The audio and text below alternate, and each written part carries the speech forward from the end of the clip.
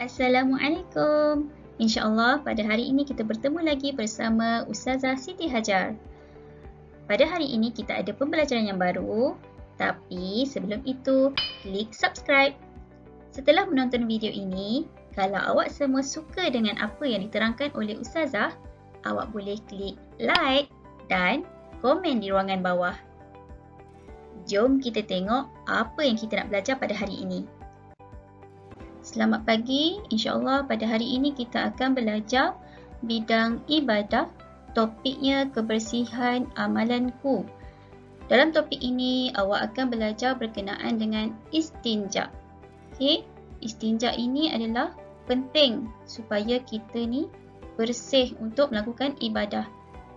Jom kita tengok dan dengar dengan teliti apa yang akan diterangkan oleh Ustazah sebentar lagi.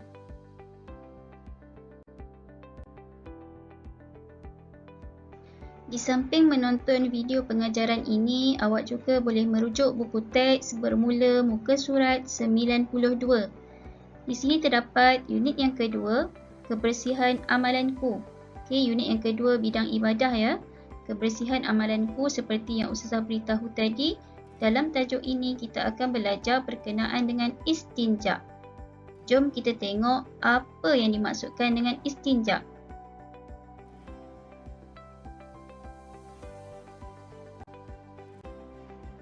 Baiklah, berhati dan teliti. Di sini Ustazah sediakan kotak di sebelah kirinya supaya awak nampak lebih jelas apa yang dimaksudkan dengan istinja. Istinja ialah menghilangkan najis yang keluar daripada kubul dan dubur dengan menggunakan air atau benda-benda kesat atau dengan kedua-duanya sekali. Okey? Kubul dan dubur itu bahagian keluar najis kita lah, dan hukum kita beristinja ialah wajib.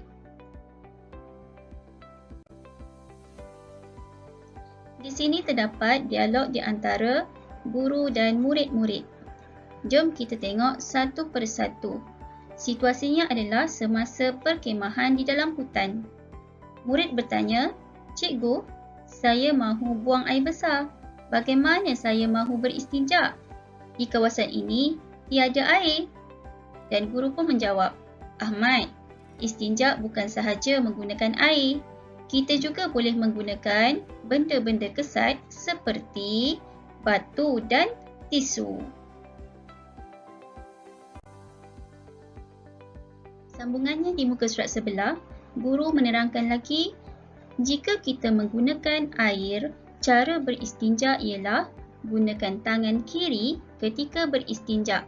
Bersihkan kubul atau dubur dengan air mutlak.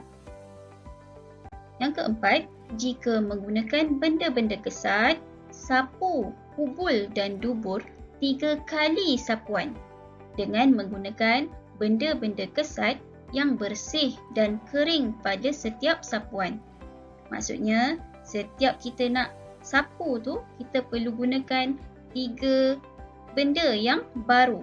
Sekiranya kita nak guna batu, maksudnya ada 3 biji batu.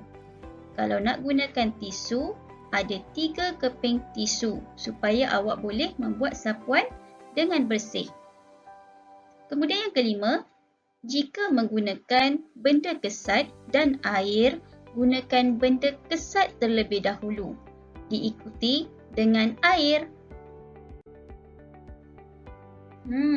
Apa dia kelebihan beristinja ya? Yang pertama, ibadah solat diterima.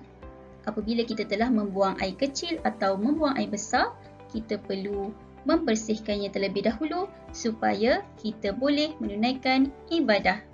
Yang kedua, kesihatan terpelihara. Yang ketiga, terhindar daripada penyakit.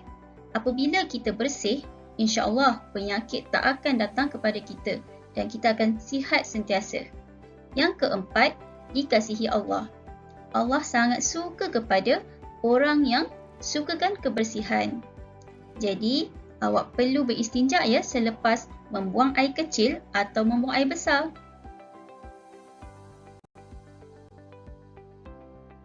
Seterusnya, jom kita tengok apa dia adab qada hajat. adab kita nak membuang segala najis yang ada dari badan kita. Di sini ada 3 situasi: sebelum, semasa dan selepas. Kita perlu perhatikan satu persatu dan dengar dengan teliti apa yang akan diterangkan oleh Ustazah. Pertamanya, mestilah adab sebelum qada hajat. Di sini terdapat 5 adab apabila kita ingin membuang hajat. Kita nak buang air kecil ke ataupun kita nak membuang air besar ke. Okey, yang pertama, tidak membawa nama Allah. Yang kedua, memakai alas kaki. Maksudnya selipar lah. Yang ketiga, menutup kepala. Boleh ambil tuala awak tu, sama ada tuala besar ke tuala kecil ke, asalkan kita menutup kepala. Yang keempat, membaca doa masuk tandas. Jom kita tengok apa pula doa sebelum masuk tandas ni. Bismillah, Allahumma inni a'udzubika minal khubuthi wal khaba'ith. Tuhanku, aku memohon perlindunganmu dari keburukan dan kekotoran. Sebab kita nak masuk ke tandas, kita nak elakkan dari gangguan syaitan, kita nak elakkan dari kekotoran yang kita akan bawa keluar nanti. Jadi kita perlu membaca doa. Dan adab yang kelima ialah melangkah masuk dengan kaki kiri. Biasanya kalau kita nak masuk kelas, kita nak masuk ke surau, kita akan masuk gunakan kaki kanan kan? Tapi apabila kita masuk ke tandas, masuk ke dalam tandas, kita perlu melangkah dengan kaki kiri. Selepas kita dah berada di dalam tandas, apa dia adab semasa kita qada hajat? Terdapat 2 perkara di sini.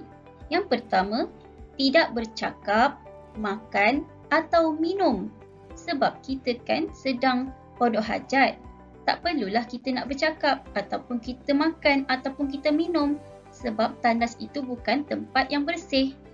Yang kedua, tidak membuang air merata-rata.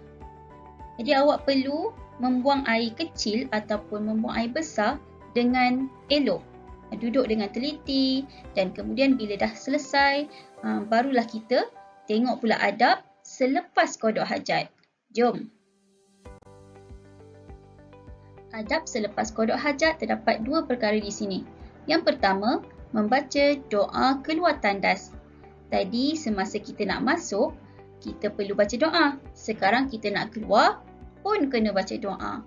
Apa dia doa selepas keluar tandas? Alhamdulillah illadzi adhaba 'annil aza wa 'afani. Segala puji bagi Allah yang telah menghilangkan penyakit daripada aku dan menyihatkan aku. Adab yang kedua, kita perlu melangkah keluar dengan kaki kanan. Tadi masuk dengan kaki kiri. Sekarang nak keluar, kita perlu gunakan kaki kanan. Kita dah nak sampai ke penghujung pembelajaran kita untuk hari ini. Tapi sebelum itu, awak perlu membuat pengukuhan kendiri. Di sini terdapat 5 perkara. Yang pertama, sebutkan erti istinja. Apa dia erti istinja? Ingat lagi tak apa yang diterangkan oleh Ustazah tadi? Cuba sebut. Yang kedua, senaraikan alat istinja. Ada beberapa alat yang Ustazah terangkan tadi. Apa dia? Yang ketiga, tunjuk cara istinja dengan tisu. Bagaimana cara kalaulah kita nak beristinja menggunakan tisu? Yang keempat, apa pendapat kamu? Saya mahu beristinja dengan 2 biji batu.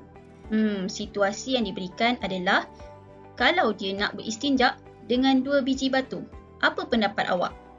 Dan yang kelima, nyatakan kelebihan beristinja. Kalau kita beristinja, apa yang kita dapat? Tadi semua telah diterangkan oleh Ustazah. Alhamdulillah. Ustazah harap semua faham berkenaan dengan tajuk yang kita pelajari pada hari ini. InsyaAllah kita berjumpa di video yang akan datang. Assalamualaikum warahmatullahi wabarakatuh.